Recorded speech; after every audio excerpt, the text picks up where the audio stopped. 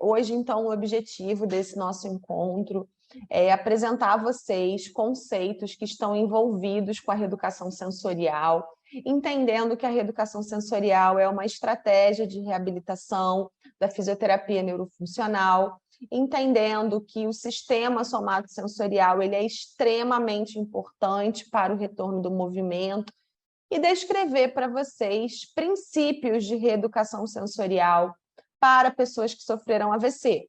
A gente poderia falar de outras condições neurológicas que vão precisar de reeducação sensorial, como as ataxias, né, como as lesões medulares, mas aqui a gente está falando sobre as lesões nervosas periféricas, em que a reabilitação através da reeducação sensorial é importante, mas eu quero falar hoje aqui sobre AVC, e eu quero falar sobre AVC porque o AVC é a condição de saúde mais incapacitante da população. 1 a cada 4 pessoas no mundo ou sofreu ou vai sofrer um AVC. Então, a gente está falando de um contingente de milhões de pessoas, né, que experimenta viver com uma série de limitações às suas atividades, uma série de restrições às suas participações, muito em virtude de alterações motoras, sim, mas também de alterações do sistema sensorial. E a gente sabe que a gente tem uma tendência a tratar muito mais o que a gente vê do que a gente não vê. Então, por vezes, nós damos uma ênfase muito maior às estratégias de reeducação motora do que às estratégias de reeducação sensorial. Então, na minha perspectiva, deve haver uma combinação, né? Então, estratégias de reeducação sensório-motora são as que eu mais acredito hoje como efetivas aí na recuperação dos movimentos de quem sofreu um acidente vascular cerebral. Então, um pouco sobre isso é o que a gente vai falar. E aí eu trago a vocês uma primeira pergunta disparadora que vai nortear um pouco essa construção do que a gente está falando, porque a gente vai abordar muito mais a recuperação do movimento no membro superior no nosso encontro de hoje. E aí, eu não sei vocês, mas eu, por muitas vezes, escuto essa pergunta dos meus pacientes, né? Por que parece que a recuperação da mão leva uma eternidade após um AVC? Por que será que recuperar os movimentos da mão é muito mais trabalhoso ao sistema nervoso do que os movimentos da marcha, por exemplo, ou os movimentos do membro do superior? Por que será, então, que demora mais, né, voltar a movimentação da mão? E por que será que muitas vezes isso nem chega a acontecer? Então, não sei se vocês já escutaram essa pergunta alguma vez de algum paciente ou se vocês observam essa situação na prática de vocês. Então, a gente tem algumas teorias que explicam, né, essa situação. A gente vai começar a conversar sobre essas teorias. E a primeira teoria diz respeito que a recuperação distal ela vem após a recuperação proximal. Então, um indivíduo que sofreu um AVC, ficou hemiparético, ele, para ter o retorno da função da mão, ele precisa ter movimentos, né, da cintura escapular, ele precisa ter movimentos do ombro, do cotovelo, do punho, para que ele tenha movimento dos dedos. Então, é necessário uma série de movimentos coordenados do membro superior, envolvendo um conjunto muito grande de articulações para que a mão consiga executar o seu papel aí na nossa vida. Então, a recuperação distal ela é um processo que depende da recuperação proximal. Além disso, a quantidade de neurônios que se dedica, digamos assim, a controlar as nossas expressões faciais e as nossas habilidades motoras finas excede em muito a quantidade de neurônios dedicadas ao movimento do membro inferior. Porque há um grau de seletividade muito maior dessas tarefas do que as tarefas que envolvem o membro inferior. Se a gente pensar do ponto de vista evolutivo, caminhar é uma habilidade básica à sobrevivência. Então, além disso, somado ao fato de que caminhar é uma habilidade, né, que a gente desenvolveu muito bem ao longo dos séculos na tentativa de correr do perigo, em geral, a gente caminha com os dois pés, né? A gente não caminha apenas com um pé só.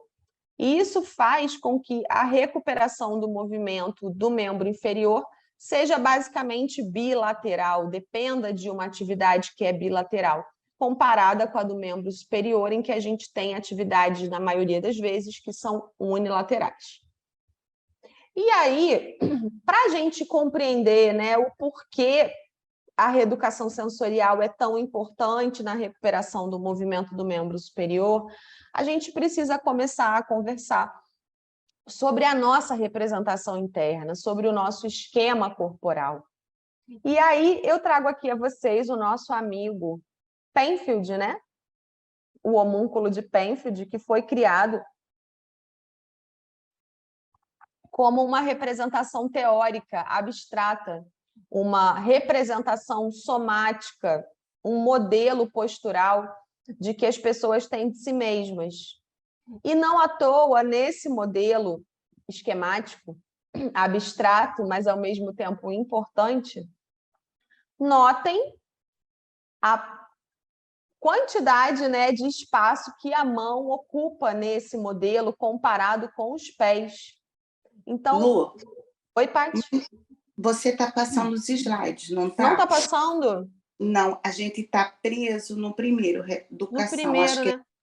colocar aí a apresentação. Eu vou botar de novo, peraí, Paty. Não, tranquilo. É bom que eu já vi que tem mais gente aqui. Peraí que eu fechei, deixa eu abrir de novo a apresentação, para ver se agora vai. Acho que é colocar em apresentação. Uhum.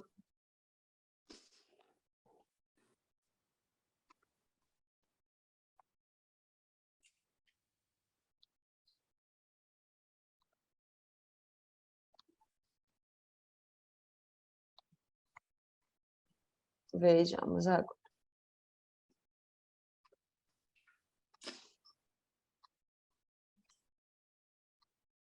Vamos ver se vai passar agora, vocês me digam, tá?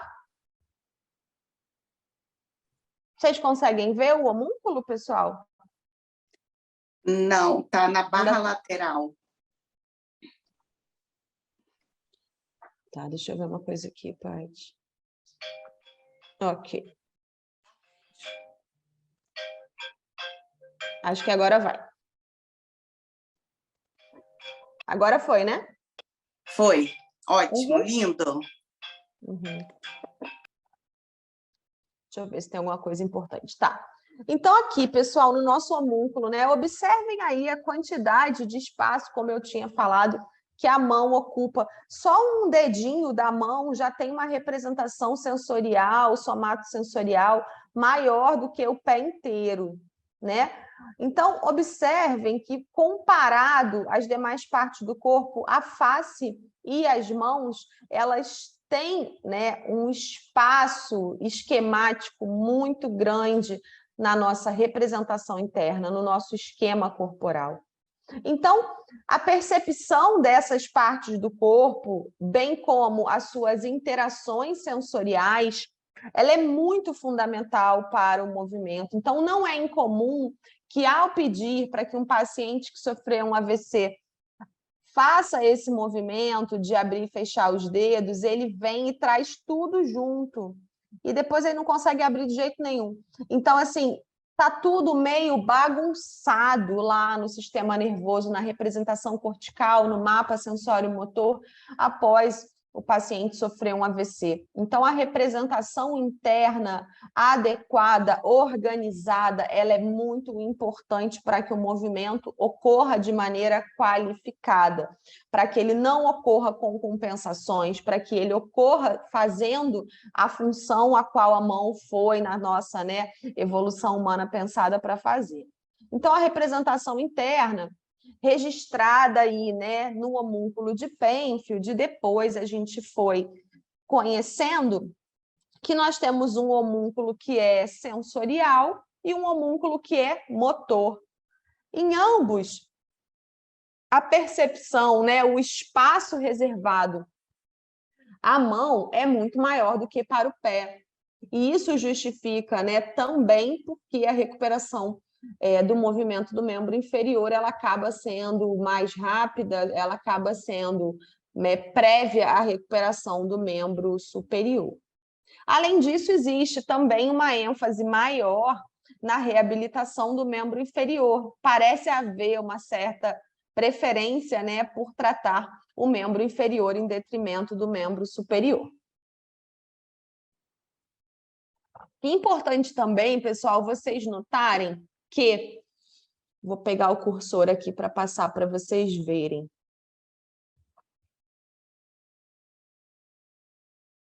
Observem aqui, ó, como o dedo mínimo, o dedo anelar, né, o terceiro dedo, tá todo mundo muito pertinho aqui, ó, tanto no homúnculo sensorial quanto no homúnculo motor. Então, é muito rápido que isso aqui desorganiza lá no nosso esquema corporal. Então, uma terapia como a reeducação sensorial, a gente vai ver mais lá para frente, mas ela é muito importante na organização do nosso esquema corporal, ou na reorganização do nosso esquema corporal. Quando a gente tem uma interrupção da atividade neural em virtude de um ataque sofrido ao sistema nervoso central, como é o caso do AVC, seja ele isquêmico ou hemorrágico, a gente começa a ter uma alteração na conexão das informações entre as áreas corticais responsáveis pelo movimento, dentre elas as áreas, né, responsáveis pela condução da informação sensorial. Então, essa organização que é íntegra, que é formada a partir de experiências construídas ao longo da nossa vida, de experimentação, e não por isso a criança explora o que ela consegue com as mãos, com a boca, essa representação ela vai ficando desorganizada. E se ela vai ficando desorganizada, quando o movimento precisa ser executado, muitas vezes ele sai também de maneira desorganizada, com compensações, a pessoa não é capaz de fazer seletividade dos dedos, ela faz movimento em blocos, então tudo isso aí também explicado por essa desorganização no nosso homúnculo motor e sensorial. Então, é importante a criação de estratégias que, claro, trabalhem a reeducação motora, trabalhem a força, trabalhem a adequação do tônus, mas que também ajudem o córtex a se reorganizar em relação ao seu esquema, ou seja, ao reconhecimento das partes do corpo. Posto isso, a gente sabe que a função cortical, quando a gente pensa na sensibilidade, primariamente ela é, né, digamos assim, interpretada pelo lobo parietal, embora essa circuitaria entre, né, circuitos aferentes e eferentes, ela não fica no lobo parietal, do lobo parietal ela vai para córtex secundário e terciário, integra também estruturas subcorticais, a gente sabe também que tudo isso acaba passando pelo tálamo, né, pelo cerebelo, mas basicamente pessoas que sofreram um AVC e esse ataque atingiu estruturas, né, de irrigação arterial do lobo parietal, tendem a ter um comprometimento da sensibilidade. Então, não é incomum AVCs, por exemplo, na artéria cerebral média, que é uma artéria importante de irrigação do lobo parietal. Então, o lobo parietal, ele interpreta, discrimina, basicamente, as informações sensoriais que são coletadas por diferentes mecanismos, né, de sensibilidade superficial, profunda, combinada, como a gente vai ver mais para frente. Então, lá no lobo parietal, do ponto de vista anatômico, nós temos o córtex somatosensorial primário, que são as áreas 1, 2, 3 de Brodmann, né? Então, Brodmann foi um neurocientista responsável por organizar as funções, né, fisiológicas, as funções neurofisiológicas de acordo com algumas nomenclaturas e numerações. Então, as áreas 1, 2, 3 de Brodmann, do córtex somatosensorial primário, elas são responsáveis por analisar essas informações sensoriais que chegam e sintetizar. Porque, percebam, o fluxo de informações sensoriais ele é muito grande para o córtex, né, para o lobo parietal. Então, ele analisa e junta essas informações de sensibilidades que são individuais, porque são coletadas, né, por receptores diferentes. A gente tem cerca de 8 receptores aí na estrutura mais superficial e mais profunda da nossa pele. Além disso, o lobo parietal, o córtex somatosensorial primário, ele vai correlacionar, ou seja, ele vai correlacionar essas informações, elaborar e integrar esses impulsos sensoriais para, né, o córtex secundário, as áreas secundárias ao processamento dessa informação sensorial. A partir daí, vai interpretar, associar e comparar essas informações. Tudo isso, gente, num sistema nervoso central íntegro, acontece numa perfeita harmonia, né? Dá tudo certo. Mas, quando a gente pensa em pessoas que sofreram algum tipo de lesão, isso pode estar alterado, e vocês vão ver que essas alterações são muito frequentes.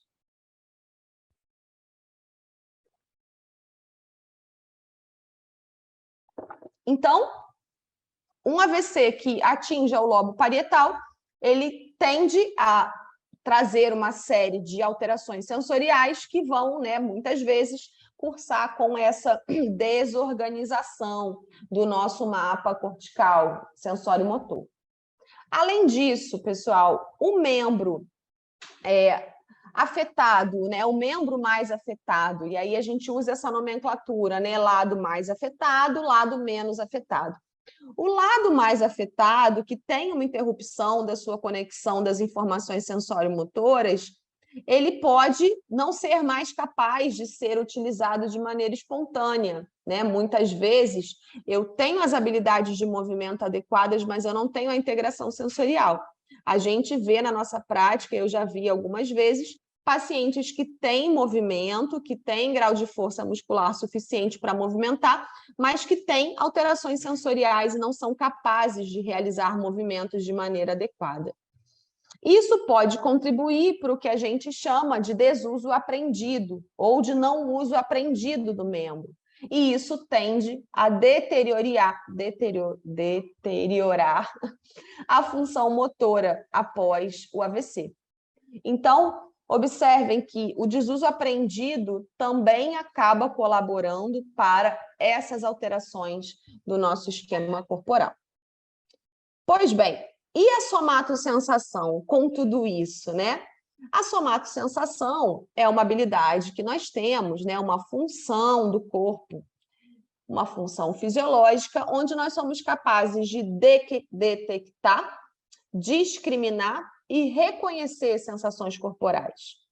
E traduzindo aí, né, essa palavra, o somato vem da palavra grega soma, que significa corpo. Então, a somatossensação é a sensação que nós temos do nosso corpo, que é fruto de aprendizagens. E é por isso que a gente diz que o ambiente da criança tem que ser um ambiente rico em estímulos sensoriais. É por isso que a gente fornece estímulos sensoriais auditivos, visuais e táteis, para que a criança vá fazendo, né, o seu conjunto de memórias sensoriais. Uma criança que é privada de estímulos sensoriais, provavelmente ela vai ter aí, né, um conjunto de limitações importantes no seu desenvolvimento motor. Então, percebam que a sensação, o sentir, ele acaba precedendo, né, o desenvolvimento motor. Bem, e o que isso tem a ver com a função da mão, que é, né, o que a gente quer, na verdade, que os nossos pacientes voltem a utilizar o membro superior? Bem, esse feedback sensorial adequado, ele é essencial para o bom funcionamento da mão, assim como da sua proteção. E aí a gente vai ver mais à frente como a alteração sensorial pode levar os pacientes a situações de risco. Eu vou mostrar para vocês um caso clínico, que é um caso clínico verdadeiro. Bem, essa estrutura sensorial funcionando de maneira, né, fisiológica adequada, ela depende da integridade do sistema somatosensorial na sua estrutura mais nobre, mais superior, no córtex, né, e no lobo parietal especialmente, mas ela também inclui estruturas periféricas, os receptores especializados que nós temos na nossa pele de maneira mais superficial e de maneira mais profunda, os mecanorreceptores, as estruturas que são responsáveis pelas informações de dor, as estruturas que são responsáveis pelas informações de pressão, de temperatura. E esses receptores especializados, as células de Purkinje, né, são cerca de 8 receptores, são inervados por uma rede de axônios, né, que integra informações dos nervos periféricos, que são estruturas que saem da nossa medula espinhal e que, ao nível medular, conectam informações que esse tempo todo sobem e descem do córtex somatosensorial. Então, observem quantas estruturas estão envolvidas na produção da sensação. E se eu tenho uma lesão que é na caixa, né, digamos assim, na placa-mãe da sensação, como é o caso do lobo parietal, eu vou ter uma cascata de consequências negativas nesse processamento, nessa, digamos, estrutura, né, nessa estruturação de informações sensoriais. Muito bem. Dito isso, a gente, desde lá da nossa graduação, para passar lá em neuro, no estágio de neuro, a gente sabia que a gente precisava avaliar a sensibilidade. Dentro da semiologia neurológica, a depender da condição de saúde, eu não vou avaliar a sensibilidade de uma pessoa que sofreu AVC da mesma forma do que uma pessoa que sofreu um TRM.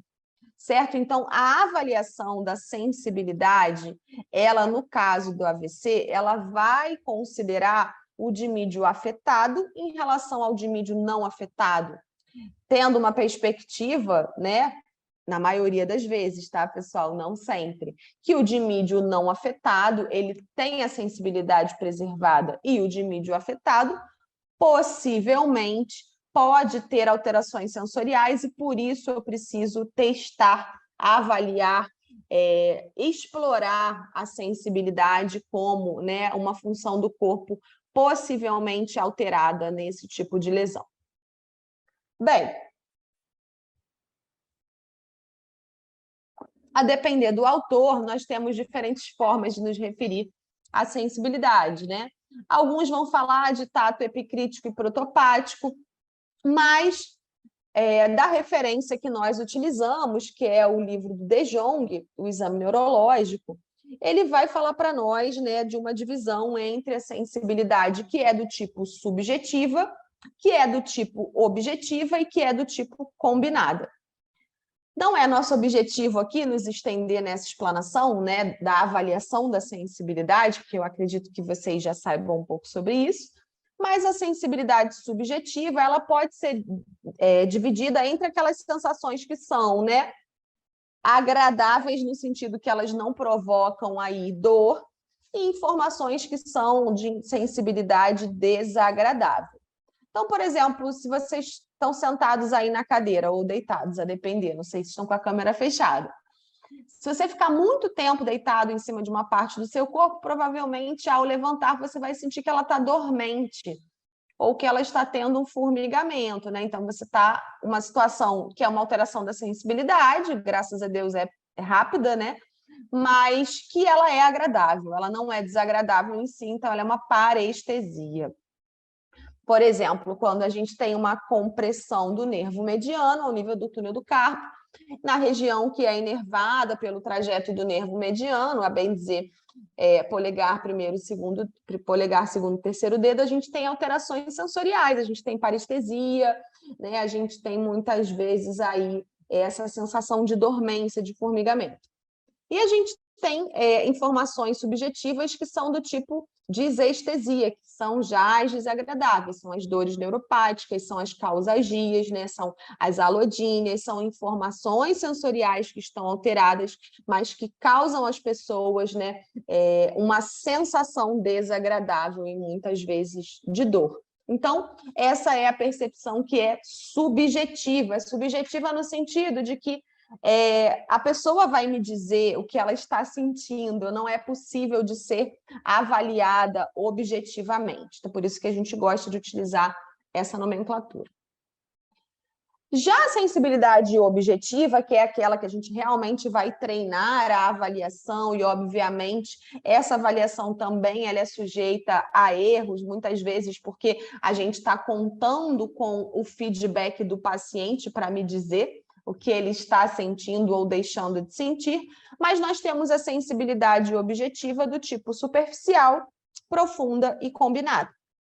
A sensibilidade superficial, nós temos as sensações relacionadas à dor superficial, que a gente testa lá com um alfinetinho, né? A temperatura e o tato, que a gente pode testar com pincel ou com algodão. Nós temos a sensibilidade profunda, e essa é crítica nas pessoas que sofreram AVC. Às vezes eu vejo os alunos me falarem assim, não, professora, esse paciente não tem alteração da sensibilidade. Você testou a sensibilidade profunda? Ah, não testou. Então, a sensibilidade profunda, ela precisa ser testada, porque se a pessoa não é capaz de saber, né, se o seu membro, por exemplo, quando eu testo, né, a artrestesia, para saber se está parado ou se está mexendo, para saber se está parado para cima ou para baixo, a posição segmentar, e a pessoa não sabe me dizer, então isso atrapalha muito o desenvolvimento da parte motora. Então, a sensibilidade profunda, ela pode ser, né, testada através desses testes específicos, né, de movimentar o hálux ou, né, o polegar, para saber se o paciente de olhos fechados percebe se o membro está ou não se movendo e em que posição está parado, se está para cima ou se está para baixo. É importante sempre informar o paciente o que você espera da resposta dele e, se possível, fazer no lado não afetado, para que ele tenha o parâmetro do que é ou não essa informação quando ela está preservada. Nós temos a sensibilidade profunda vibratória, que é a palestesia, que é testada com o diapasão, e nós temos também a sensibilidade profunda relacionada à pressão. Um tipo mais, assim, digamos, refinado de sensibilidade é a sensibilidade combinada. E aí nós temos 4 modalidades de sensibilidade combinada. A estereognosia, que é a nossa capacidade de, ao fechar os olhos, eu estou aqui com uma chave na minha mão, tá? Quando eu fecho os olhos e tateio isso aqui, eu consigo saber que isso aqui é uma chave, então eu sou capaz de reconhecer esse objeto sem o auxílio da minha visão. Isso é estereognosia. A grafiestesia diz respeito a eu reconhecer, né, elementos da escrita ao serem desenhados, né, ou feitos em uma parte do meu corpo. Então, a gente pega a palma da mão do paciente e faz lá, por exemplo, uma letra A ou uma letra O, e de olhos fechados ele precisa ser capaz de te dizer qual é essa informação. A discriminação de 2 pontos, que vocês estão vendo aí, que pode ser avaliada com esse dispositivo. É um dispositivo um pouquinho caro de ser comprado, a gente pode fazer uma adaptação um pouquinho tabajara dele, não é o ideal, mas utilizando, eu estou fazendo aqui para vocês verem, utilizando um clips, né, onde a gente tenha 2 pontinhas, e aí a gente aproxima as pontinhas e observa quantos pontos a pessoa está discriminando. E aí, obviamente, quanto mais perto um ponto do outro, mais difícil é essa discriminação. E a discriminação de 2 toques, que significaria, né, você oferecer 2 toques ao paciente e ele ser capaz de te dizer em quantos pontos ele está sendo tocado. E aí, pessoal, se um paciente tem a sensibilidade combinada preservada, muito provavelmente ele tem a sensibilidade superficial e profunda também preservada. Por quê? Porque ele está integrando informações. Então, a sensibilidade combinada, ela é um tipo mais, digamos, elaborado de sensibilidade. Se o paciente tem alteração da sensibilidade profunda, muito provavelmente ele tem alteração da sensibilidade combinada também, né? Então, tudo isso a gente vai percebendo da nossa prática. Mas Em muitos casos, os pacientes não têm alteração da sensibilidade superficial. Aí você fica super confiante e fala, sensibilidade está ok. Mas essa sensibilidade, a profunda e a combinada, que integram circuitarias que você não está ao olho nu percebendo, muitas vezes ela está alterada. Bem, então a gente pode dizer que a gente tem, né, as submodalidades da sensação.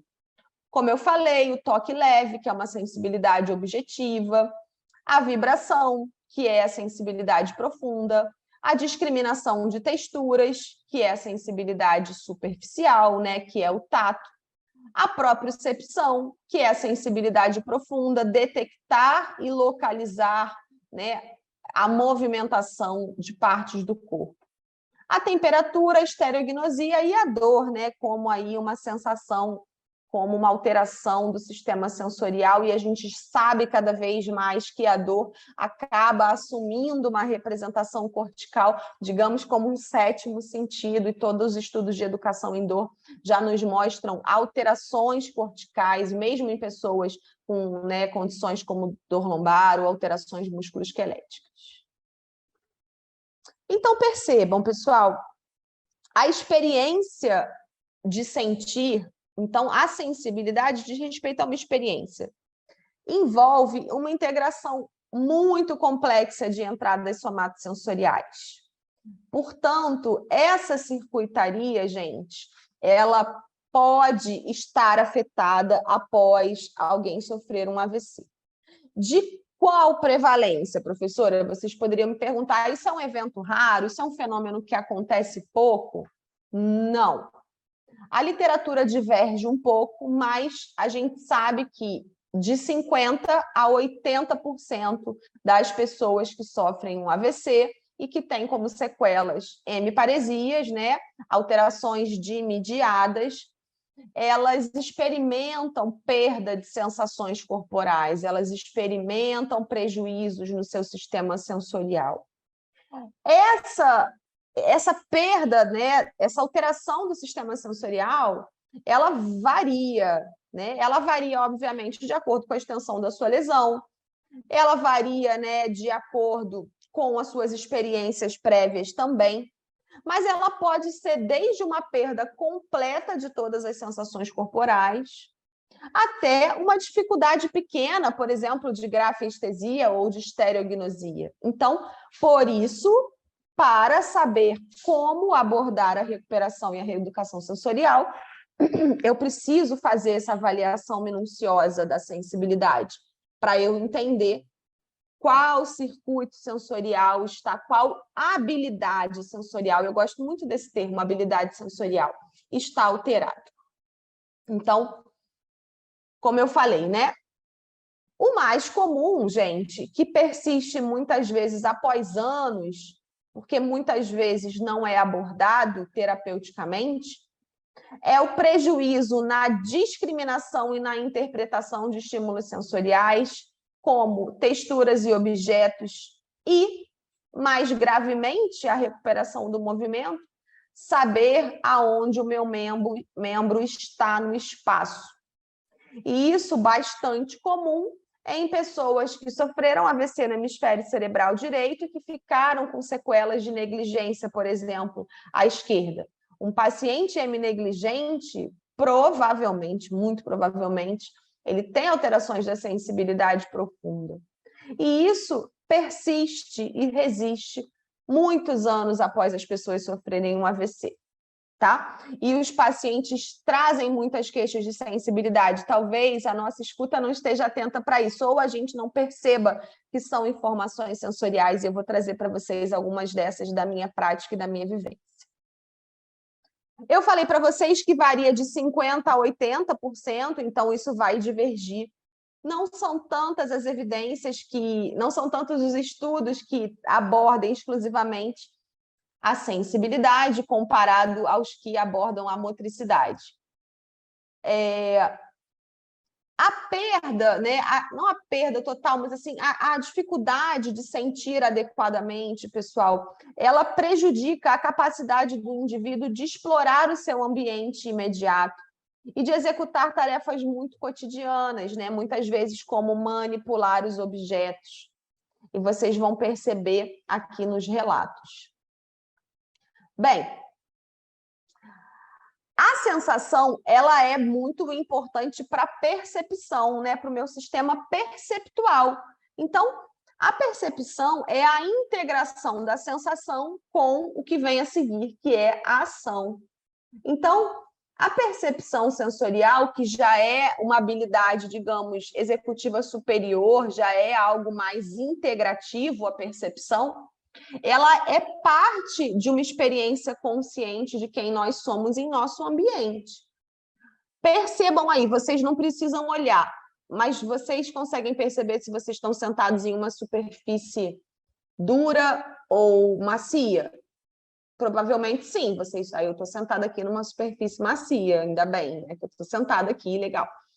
Eu consigo perceber, mesmo sem olhar, que a minha perna esquerda está dobrada embaixo da minha perna direita, tá?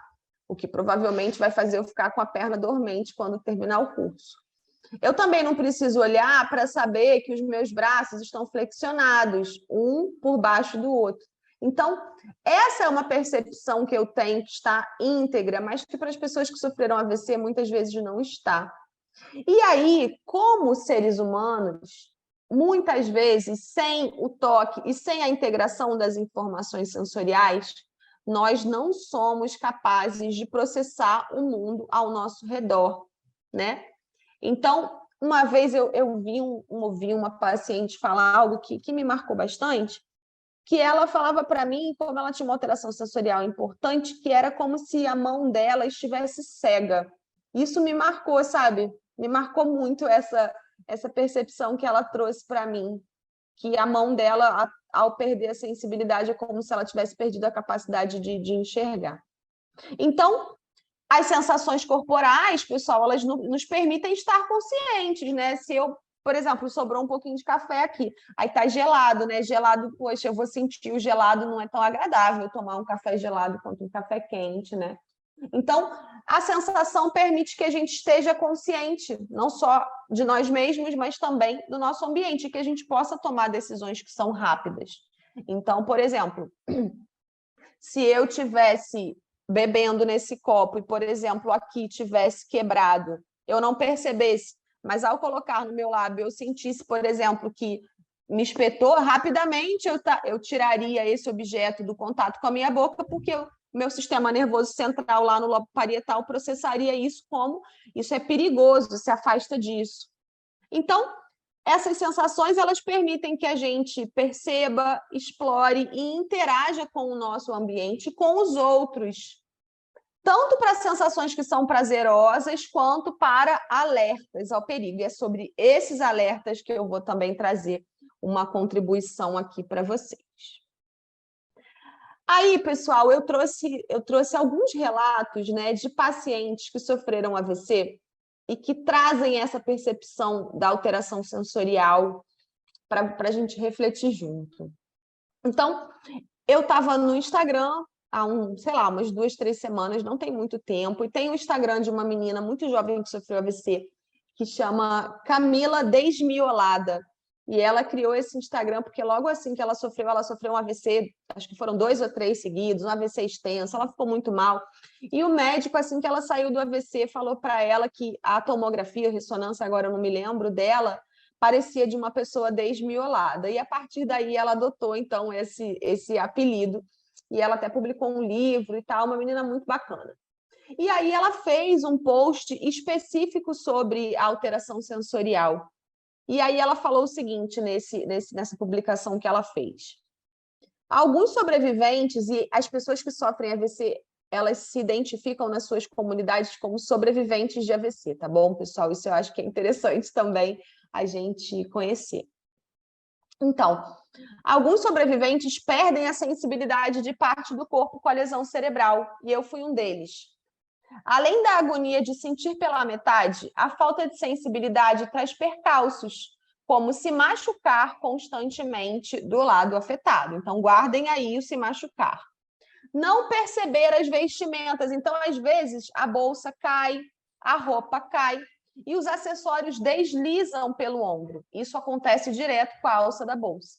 E ela perde objetos alinhados na parte que ela não sente muitas vezes. Os objetos escorregam e esses objetos se perdem. Esse foi o post que ela fez. Aí eu tive a curiosidade de ver os comentários, né? E os comentários diziam o seguinte: também perdi a sensibilidade de um lado do corpo, me machuco sempre, é péssimo. Aí a Camila Desmiolada falou: esqueci de mencionar as vezes que me queimei na cozinha. Perigo, queimaduras, a gente vai falar aqui para frente.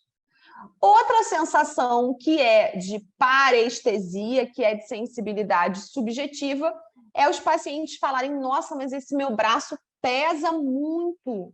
Né? Tenho muitos pacientes que vêm com essa queixa: nossa, Luciana, meu braço está pesando 1 tonelada hoje. Então, é essa sensação, né, subjetiva de pesado nesse braço, uma alteração da sensibilidade também. Tá? Isso são informações trazidas por eles, tá? Não são informações criadas na minha cabeça.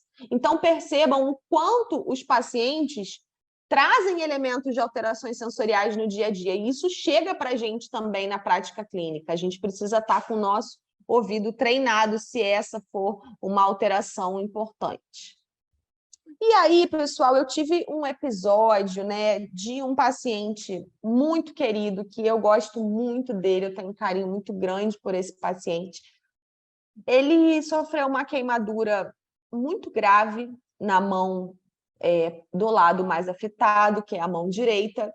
E eu tive, né, ontem, quando eu estava montando a aula, eu mandei uma mensagem para a esposa dele, que é a Kelly. E eles têm um Instagram muito bacana que chama-se Amor e o AVC, quem puder depois seguir. A Kelly e o Alan são um casal jovem, o Alan tem 37 anos, ele tem a minha idade, por isso me marcou muito.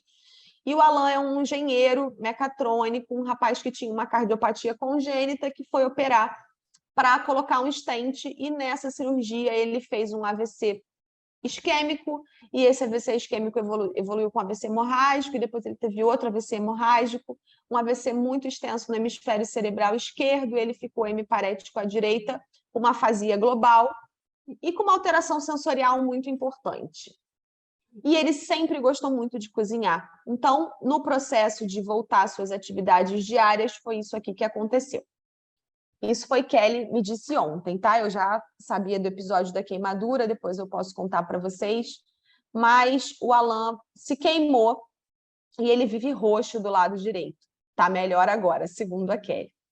Ele fez uma queimadura de 3º grau, gente, colocando uma panela de ferro com a mão esquerda, que é o lado menos afetado, mas a panela era muito pesada, intuitivamente, né?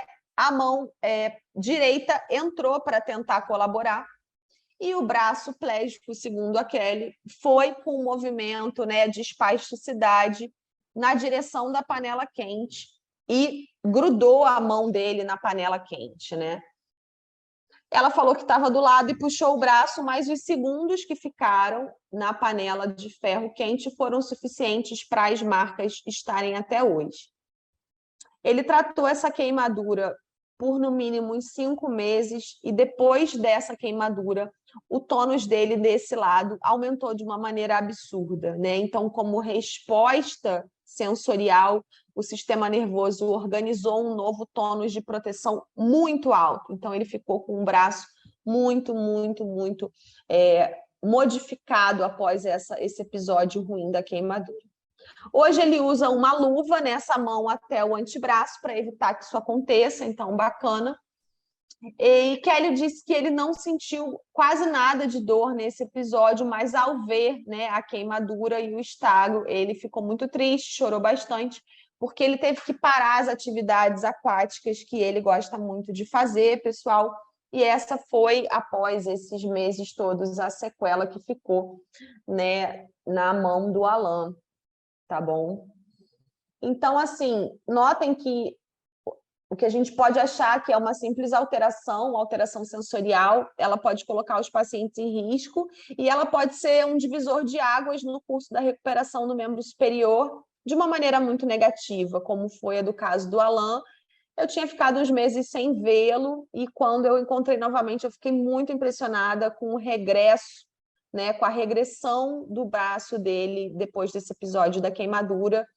E isso me motivou muito, né, a estudar mais, e não só estudar, mas a trazer esse tema, não só nas minhas aulas, mas também nos cursos que eu divulgo, e por isso eu estou aqui falando para vocês sobre reeducação sensorial, tá bom?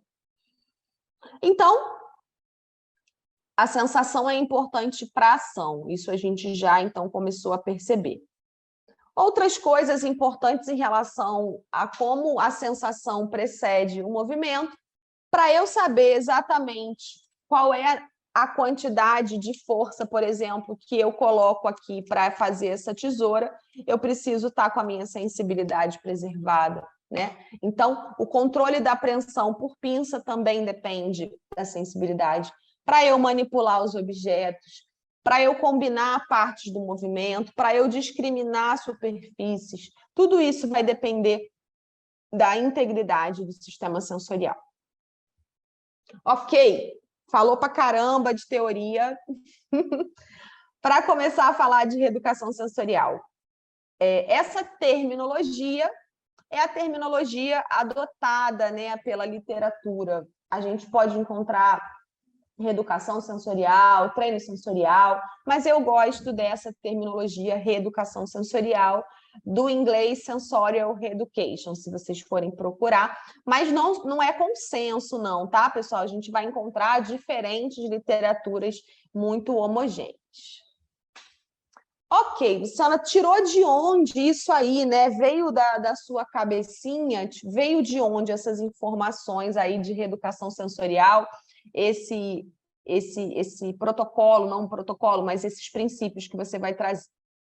Aí eu trago aqui as evidências, não as do Chitãozinho e Chororó, que a gente gosta muito de cantar em karaokê, mas as das revisões sistemáticas que sustentam a nossa prática. Tem essa revisão sistemática da Clinical Rehabilitation 2019, que fala da efetividade do retreino somatosensorial para a melhoria da função sensorial no membro superior para quem sofreu AVC, uma revisão sistemática, então, importante. Os autores abordam na sua introdução que essa é uma temática complexa, porque nós temos uma série de intervenções. Se a gente for resgatar as intervenções de Bobat, por exemplo, né, elas vão falar muito sobre a compressão, sobre as malhas, né, sobre o input do ambiente como um input sensorial, são as almofadas, são os aparatos, são as malhas compressivas. A gente tem a terapia do espelho, que também é um tipo de reeducação sensorial. A gente tem as mobilizações que a gente usa com pressão, que também visam aí aumentar o input sensorial, até programas de retreinamento somatosensorial e estimulação elétrica e térmica. Então, assim, temos várias modalidades terapêuticas que envolvem a aplicação de estímulos somatosensoriais, porém, muitas vezes, sem atenção ou discriminação ativa por parte do paciente. Em comparação, os programas de reeducação sensorial, de retreinamento somatosensorial, com foco na aprendizagem, eles são capazes de melhorar a discriminação sensorial e, consequentemente, a função motora do membro superior. E eles colaboram na recuperação plástica, ou seja, na reorganização neural, na plasticidade, na neuroplasticidade após o AVC. De maneira prática, nós dividimos os protocolos, os programas de reeducação sensorial em modalidades ativas e passivas. Como o próprio nome diz, a modalidade passiva é aquela que o paciente não discrimina a sensação, ele apenas a recebe, né? Então, as malhas compressivas, o TENS de modalidade de reeducação sensorial. Então, a modalidade de reeducação passiva que nós temos mais evidência é o TENS sensorial. O TENS não como uma forma de modulação da dor, mas o TENS como uma forma de estímulo sensorial.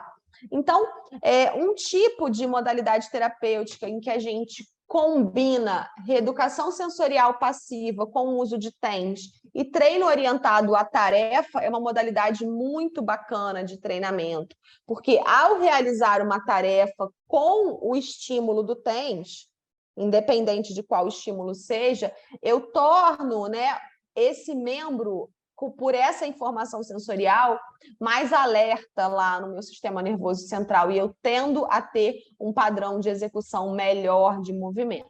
Então, a reeducação sensorial passiva, as evidências falam a favor do uso do TENS como modalidade. Já a programação de reeducação sensorial ativa, como o próprio nome diz, é aquela em que o paciente participa efetivamente da percepção da sensação. Ou seja, ele precisa discriminar o que ele está sentindo. Mesmo que seja um treino de textura, não é para fazer lá no paciente, conversar. Como é que você viu o Pantanal sexta-feira, como é que estava, né? O velho do Rio morreu ou não? E está lá, ó, dando estímulo para o paciente. Precisa ter atenção. O paciente precisa estar com a mente focada, ele precisa discriminar, como vocês vão ver mais para frente.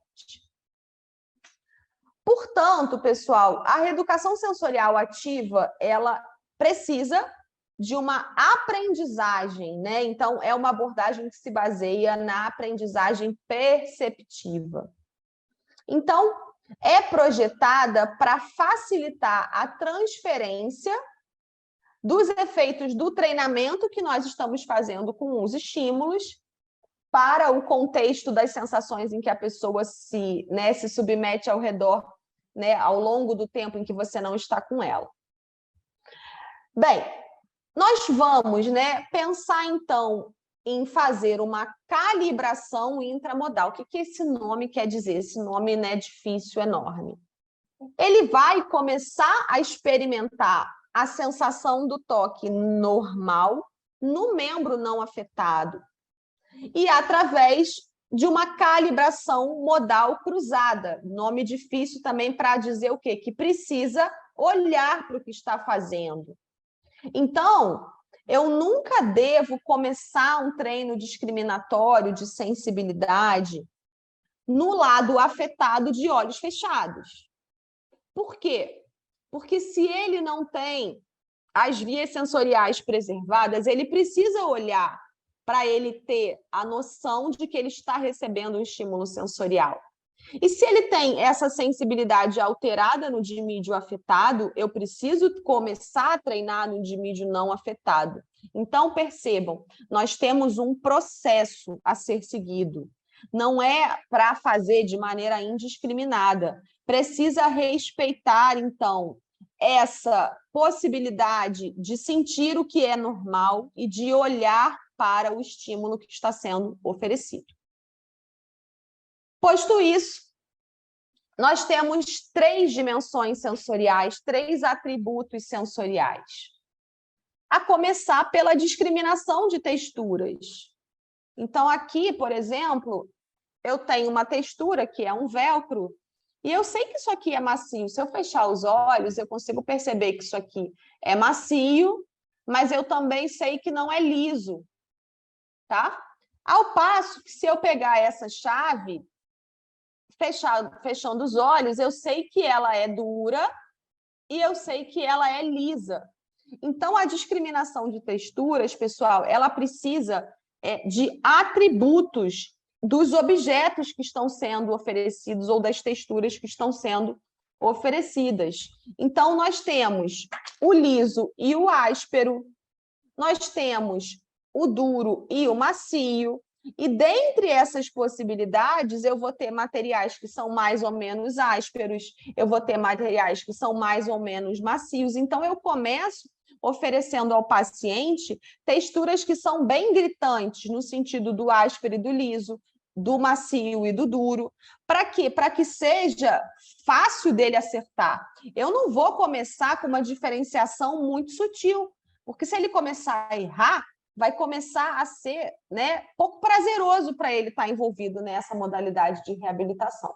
Então, a discriminação de texturas, começando pelo lado não afetado, começando com a visão, passando depois para o lado afetado com a visão e só por fim no lado afetado sem a visão, tá? A gente começa do mais fácil para o mais difícil. Então, a discriminação de texturas é um elemento fundamental, é uma dimensão sensorial importante.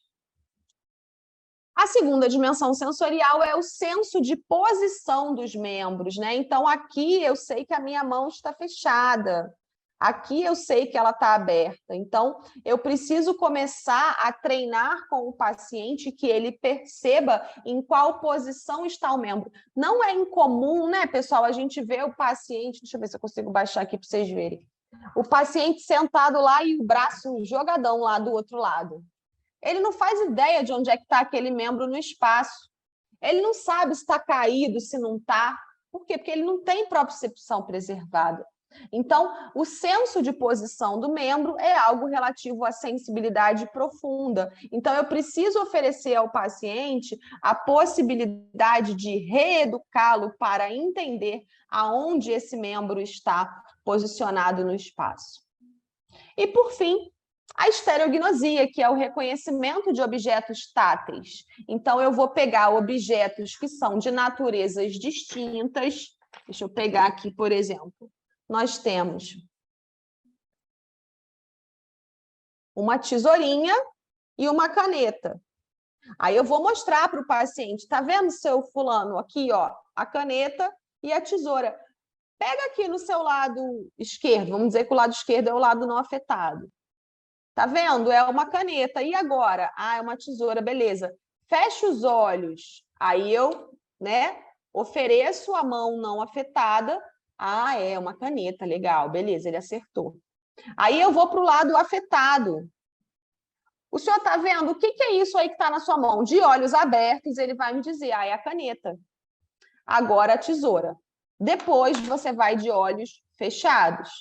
Aí o paciente não mexe nada na mão, você vai com os dedinhos dele começar a fazer ele tentar perceber esse objeto.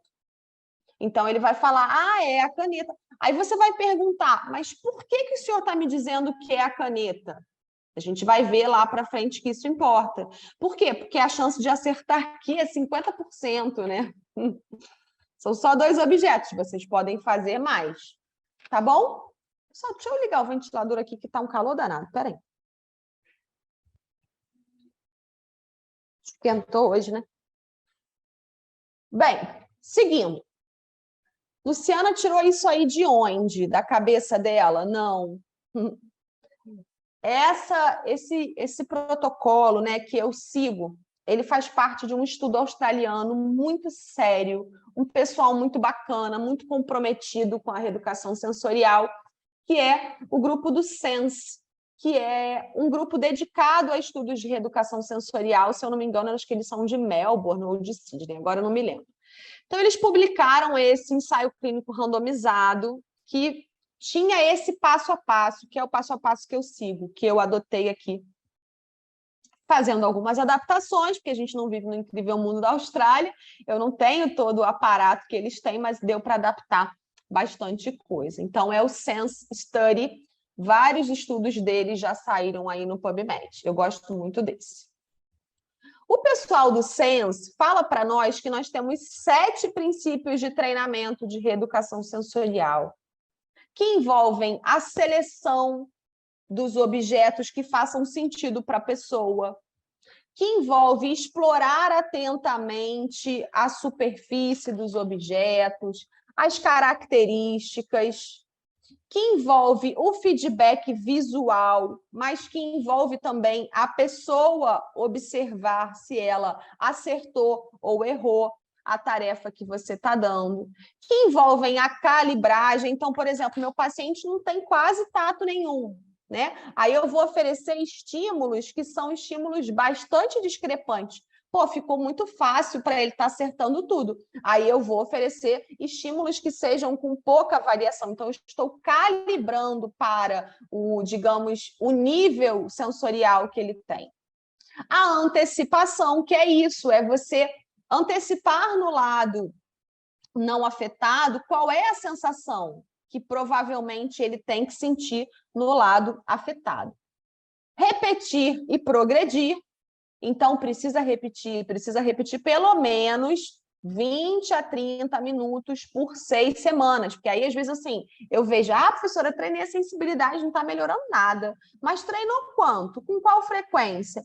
Passou algum dever de casa para ele fazer, ou só está fazendo uma vez por semana com você? Então, precisa repetir para progredir. E precisa ser transferido, ou seja, precisa ser incorporado na rotina desse paciente. Ele precisa ser capaz de ter que, né, utilizar essas tarefas sensoriais no seu dia a dia.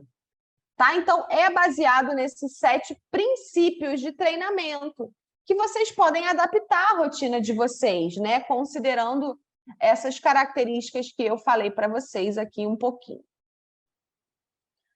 Bem, de maneira aplicada, pessoal, eu trouxe para vocês, se eu não me engano, 6 ou 7 pequenas dicas, tá? Pequenas dicas de alguém que, assim, persevera muito na reeducação sensorial. Eu treino muito com os meus pacientes reeducação sensorial.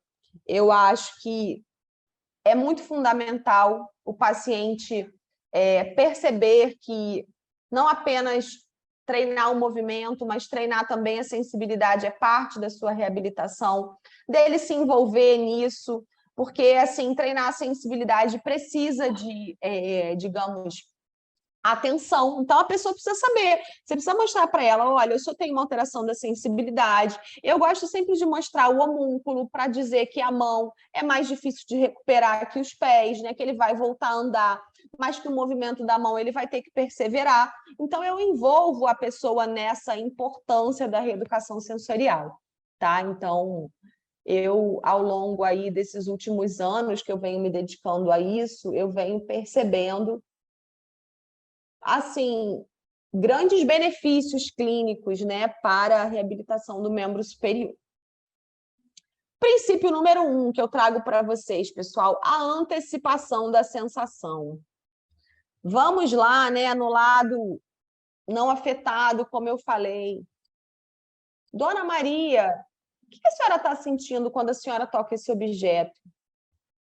Minha filha, eu estou sentindo que ele é macio, eu estou sentindo que ele é mole. Então, eu peço que a pessoa qualifique, que ela me descreva. Não sou eu que vou descrever. A senhora está vendo que é macio? Não, eu deixo ela assumir o protagonismo de me dizer o que ela está sentindo. Então, o treino sensorial, a reeducação sensorial, no caso da passiva, ela sempre tem o paciente como protagonista. Você não vai dizer para ele, mas você vai permitir que ele antecipe essa sensação no lado não afetado, tá? Então, a antecipação da sensação.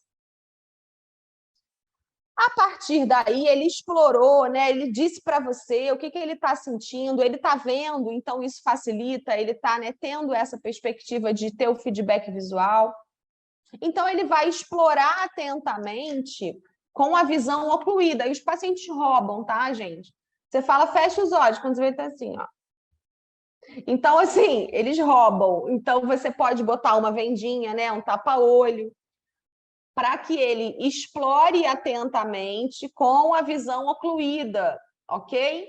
Então, eu estou sem o meu feedback visual, eu estou contando apenas aqui com o meu tato para tentar. Aí você vai falar, mas o que o senhor está sentindo aqui? Começando, tá, gente? Sempre do lado não afetado, tá bom? Sempre começando do lado não afetado. Aí vai falar, eu estou vendo que é bem duro esse objeto, né? Aí você vai, tá, beleza. É grande ou pequeno? Sempre perguntando para ele, não, é pequeno, é bem pequeno. Ok. E ele é uniforme ou ele tem, assim, alguma outra característica? Tem alguma ponta? É um objeto que é pontiagudo, é arredondado? Então, você vai dando elementos que qualifiquem essa percepção da sensação, do tato. Então, está explorando atentamente, mas com a visão ocluída. O feedback é sempre muito importante. Então, assim, mesmo que a pessoa acerte o que você falou, aí você vai falar, no caso dos olhos estarem fechados, abre os olhos, confere, você acertou? Aí a pessoa, acertei. Muito bom. Ah, não acertei, errei. Vamos de novo, então, refazer? Aí a pessoa vai e tal. Agora acertou? Ah, não acertou ainda. E repete, tá? Então, o feedback sempre é muito importante. Mas não é o feedback assim, meio você, parabéns, seu fulano. Não, é o feedback que a pessoa vai ter do que ela mesma executou, tá? Então, esse eu diria que é o princípio 3. A pessoa como protagonista do seu próprio feedback. Estímulos. O quarto princípio, né? Estímulos graduados com características de superfícies variadas, como eu falei para vocês. Eu não vou dar para o paciente, num primeiro momento, de estereognosia, deixa eu pegar aqui, um monte de objeto ao mesmo tempo, né? Grampo, caneta, tesoura, chave, um montão de coisa para embaralhar a cabeça dele inicialmente. Gradualmente, eu vou, né, aumentando a dificuldade, eu vou dando estímulos e eu também vario esses estímulos. E eu busco sempre objetos que sejam da própria pessoa, tá, gente? Isso faz muito sentido, porque são coisas que ela já conhece, que são da rotina dela. Então, aos pouquinhos, a gente vai graduando esses estímulos do mais fácil para o mais difícil, com superfícies que são variadas, certo? Estímulos graduados com características de superfícies variadas. O senso de posição, que é já... Até aqui eu estava falando para vocês de sensibilidade superficial, né? Discriminação ao toque. Sente essa emoção e muito por conta da TV Aparecida, que foi a Vânia. Votos nesses 2 anos que a gente... Deixa eu mutar aqui. Pronto. Opa! O senso de posição, pessoal, que é do âmbito aí da sensibilidade profunda, né, da propriocepção, ele deve ser treinado em uma ampla variedade de posições do membro superior, né? Então, a gente posiciona o membro superior e o paciente tenta, né, de olhos fechados, depois que você experimentou, sempre seguindo o mesmo raciocínio. Lado não afetado, olhos abertos, lado não afetado, olhos fechados, lado afetado, olhos abertos e lado afetado, olhos fechados.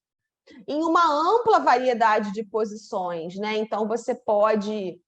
Eu, no meu dia a dia, eu tenho uns numerozinhos, e aí eu procuro sempre treinar em uma mesa, tá? Sem objetos, bagunça do lado, um ambiente calmo, silencioso. A pessoa tem que estar bem posicionada, né? Você tem que organizar, alinhar ela, posiciona o membro inferior, se possível, fornece um apoio, né, ali na região escapular para ela estar bem sentada.